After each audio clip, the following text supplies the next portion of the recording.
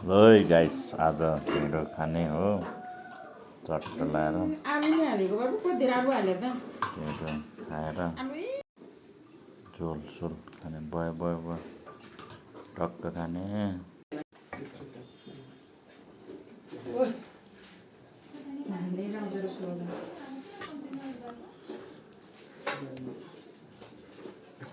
यो दाल सबै मलाई क्या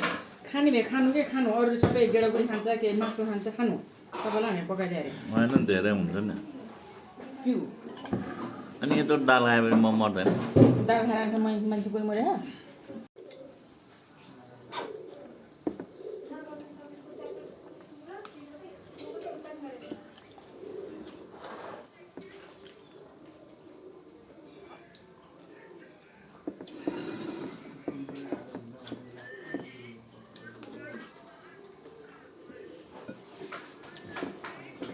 दाइजहरू घाँटी दुखेर